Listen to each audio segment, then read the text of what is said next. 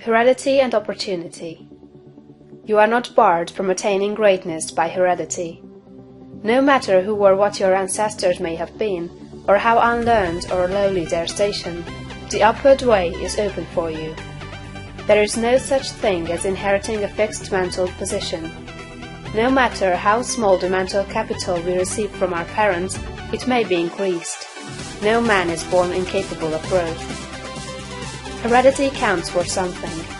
We are born with subconscious mental tendencies, as for instance, a tendency to melancholy or cowardice, or to ill temper. But all these subconscious tendencies may be overcome. When the real man awakens and comes forth, he can throw them off very easily. Nothing of this kind need keep you down. If you have inherited undesirable mental tendencies, you can eliminate them and put desirable tendencies in their places. An inherited mental trait is a habit of thought of your father or mother impressed upon your subconscious mind. You can substitute the opposite impression by forming the opposite habit of thought. You can substitute a habit of cheerfulness for a tendency to despondency. You can overcome cowardice or ill temper. Heredity may count for something too, in an inherited conformation of the skull. There is something in phrenology, if not as much as its exponents claim. It is true that the different faculties are localized in the brain, and that the power of a faculty depends upon the number of active brain cells in its area. A faculty whose brain area is large is likely to act with more power than one whose cranial section is small. Hence, persons with certain conformations of the skull show talent as musicians, orators, mechanics, and so on. It has been argued from this that a man's cranial formation must, to a great extent, decide his station in life, but this is an error. It has been found that a small brain section, with many fine and active cells, gives as powerful expression to faculty as a larger brain with coarser cells.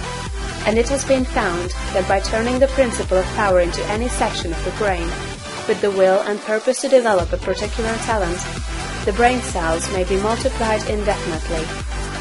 Any faculty, power, or talent you possess, no matter how small or rudimentary, may be increased.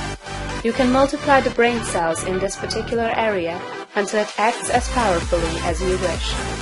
It is true that you can act most easily through those faculties that are now most largely developed. You can do, with the least effort, the things which come naturally.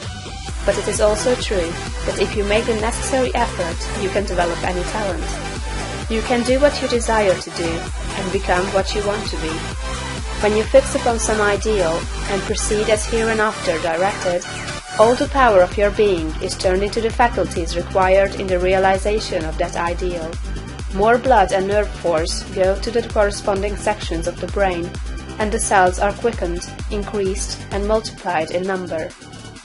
The proper use of the mind of man will build a brain capable of doing what the mind wants to do. The brain does not make the man makes the brain. Your place in life is not fixed by heredity, nor are you condemned to the lower levels by circumstances or lack of opportunity. The principle of power in man is sufficient for all the requirements of his soul. No possible combination of circumstances can keep him down, if he makes his personal attitude right and determines to rise. The power which formed man and purposed him for growth also controls the circumstances of society, industry, and government. And this power is never divided against itself. The power which is in you is in the things around you, and when you begin to move forward, things will arrange themselves for your advantage, as described in later chapters of this book.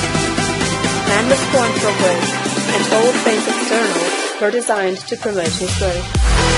No sooner does a man awaken his soul and enter in the advancing way than he finds that not only is God with him, but nature, society, and his fellow men are for him also, and all things work together for his good if he obeys the law. Poverty is no guard to greatness, for poverty can always be removed. Martin Luther, as a child, sang in the streets for bread. Linnaeus, the naturalist, had only $40 with which to educate himself.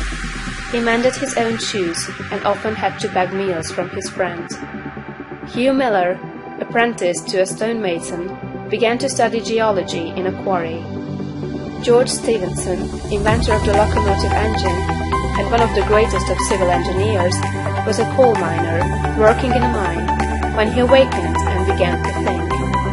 James Watt was a sickly child and was not strong enough to be sent to school. Abraham Lincoln was a poor boy. In each of these cases, we see a principle of power in the man that lifts him above all competition and adversity. There is a principle of power in you. If you use it and apply it in a certain way, you can overcome all heredity and master all circumstances and conditions and become a great and powerful personality. End of chapter 2.